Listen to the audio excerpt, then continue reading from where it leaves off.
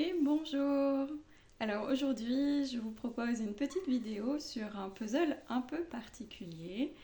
C'est la première fois que j'ai acheté un puzzle strictement à cause de son nom, plutôt même à cause de son prénom. Donc c'est un puzzle qui porte un prénom. Je ne sais pas si vous vous rappelez cette période où Coca-Cola avait fait imprimer sur ses étiquettes des prénoms et on était content d'avoir la bouteille à son prénom ou la bouteille au prénom de sa copine ou de son copain. Ben voilà, c'est un peu pareil en fait, c'est ça qui s'est passé pour moi avec ce puzzle. Donc c'est une vidéo qui va me permettre aussi de vous parler de la marque Aparté. Donc c'est une marque toute récente, une marque française. Et c'est cette marque Aparté qui a publié le puzzle Justin, ici. Et donc j'ai vu passer sur les réseaux une pub, enfin non d'ailleurs pas du tout une pub, quelqu'un qui disait voilà je vous présente Justin, j'ai fait le puzzle Justin et j'étais là waouh, mais c'est incroyable, ce puzzle il est magnifique et puis surtout il s'appelle Justin qui est le prénom de mon amoureux et il porte souvent une vareuse jaune. Il a aussi une barbe, mais c'est pas exactement les mêmes couleurs, mais je trouvais ça assez cocasse, donc c'est pour ça que je me suis empressée d'acheter ce puzzle Justin, qui est réalisé par l'artiste Mathilde Hatt, ou Hatté, je sais pas, Hatt j'imagine qu'on dit, voilà, de la marque Aparté.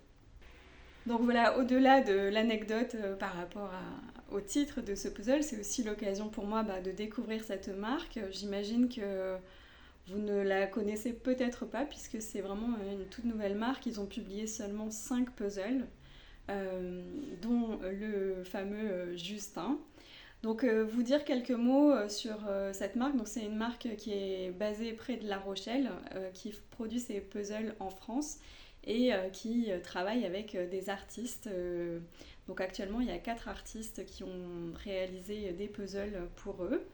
Et je vous le disais, donc 5 puzzles publiés. Ils sont aussi engagés environ environnementalement. Bref, je sais pas si c'est un bon mot, mais en tout cas, voilà, c'est du papier, du papier et du carton recyclé. La boîte, elle est petite. Ils l'ont faite avec un format fait pour que ça utilise moins de papier. Donc, par exemple, je mets une boîte Bluebird à côté. Ou si vous connaissez pas ce format, je mets une boîte hibou. Vous avez un peu une idée. Donc c'est un format assez petit. Et puis il n'y a pas de plastique. Ça arrive avec juste des scotch des deux côtés. Et il n'y a pas de plastique non plus dans la boîte. Donc voilà, c'est plutôt sympa. Alors, on va ouvrir la boîte et je vais vous présenter un petit peu à quoi ça ressemble, la qualité du puzzle, etc.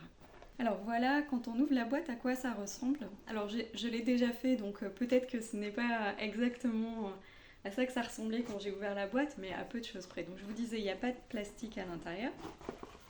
Donc je soulève le couvercle. C'est vraiment du carton bien costaud. Enfin, il y a une belle qualité, un beau fini. C'est vraiment agréable. Fabriqué en France. Bon, là, il n'y a rien de bien intéressant. J'aurais dû vous le montrer avant, mais sur le dos, il y a une présentation de l'artiste, donc Mathilde Hatt, qui est une illustratrice basée à La Rochelle. Voilà, donc il y a une petite biographie de Mathilde. Un petit poster, un peu plus grand qu'un format A5. Voilà, belle qualité, on peut avoir envie de l'afficher, c'est du papier assez épais. Et puis à l'intérieur, du coup, les pièces sont directement dans la boîte. Alors c'est un puzzle à découpe sur grille, découpe standard.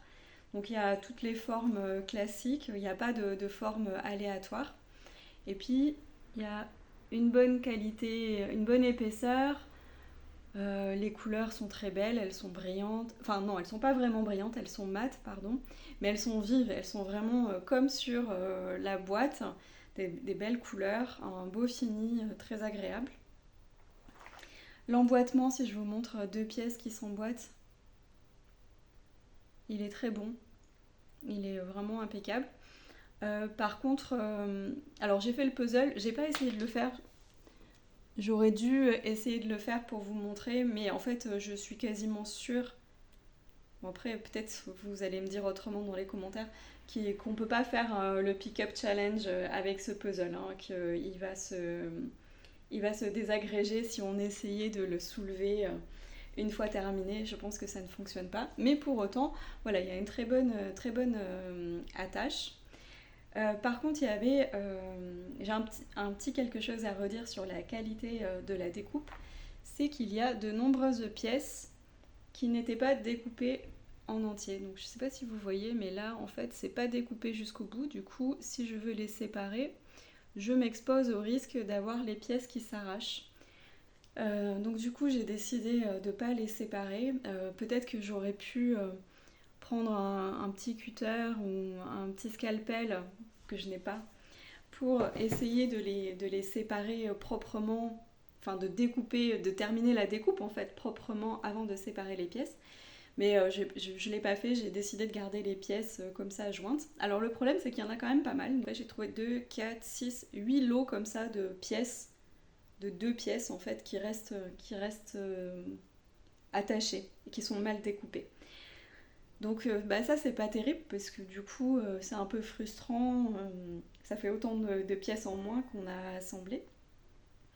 Voilà, sinon à part ça la découpe est très nette et elle est vraiment très agréable. Ensuite, pour vous dire, la taille des pièces est assez standard, un peu plus petite que du Ravensburger par exemple, puisque le puzzle terminé, il fait un tout petit peu moins que les 50 par 70, qui est un petit peu le grand classique du puzzle 1000 pièces.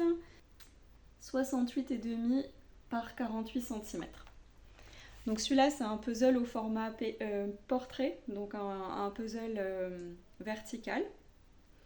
C'est pas toujours mes puzzles préférés, mais enfin voilà, c'est sa caractéristique et puis c'est comme ça.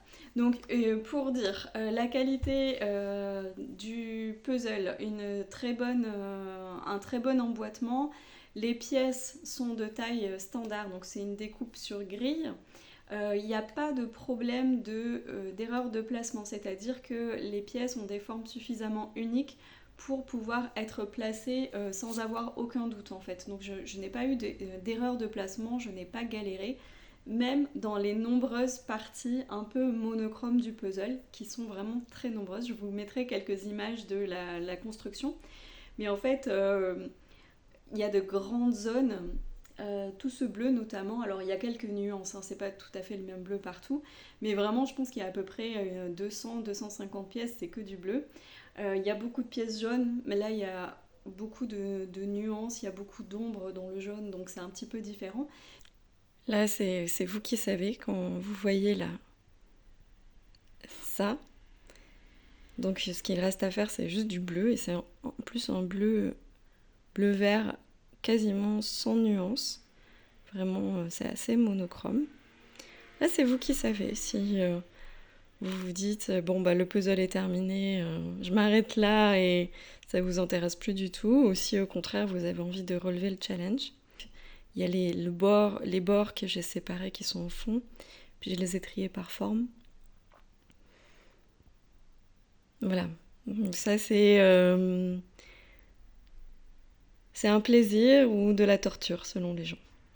Mais je me suis chronométrée, à la fin il me restait plus que les pièces bleues là, de remplissage, et j'ai mis un peu moins de 4 heures pour toutes les placer. Donc il y a quand même un bon travail de plaçage de pièces monochromes sur ce puzzle. Voilà, c'est ce modèle-là qui fait ça.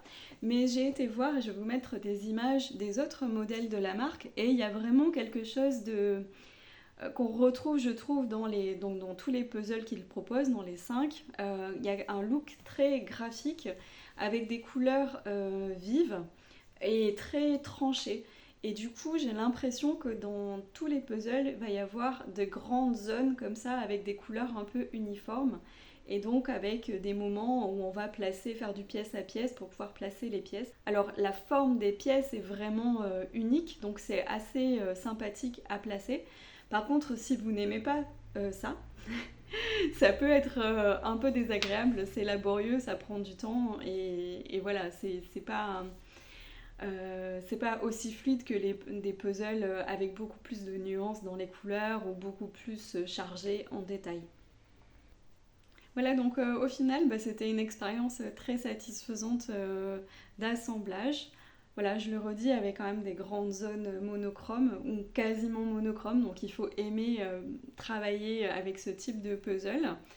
Euh, une très bonne qualité dans l'ensemble, mais quand même ces histoires de découpe. Ah bah du coup ça s'est découpé. Ah mais peut-être que j'ai trouvé une stratégie, peut-être qu'il suffit de le secouer et ça finit par se découper. J'allais vous demander si vous saviez comment faire. Non, ça marche pas. Donc non, toujours, je redis, hein, toujours ces problèmes de découpe qui n'ont pas été jusqu'au bout. D'ailleurs, si vous savez comment faire pour terminer la découpe de pièces mal découpées sans abîmer le puzzle, ben, je suis intéressée. Petite marque artisanale française, toute mignonne, avec toutes les valeurs qu'on aime. Plutôt envie de les encourager, mais j'aimerais bien qu'ils corrigent ça, là, cette histoire de découpe. Voilà, je vous dis à bientôt. Dites-moi dans les commentaires si vous connaissiez cette marque, si ça vous a donné envie ou pas d'essayer leur puzzle. Et je vous dis à très bientôt pour une autre vidéo. Bye bye!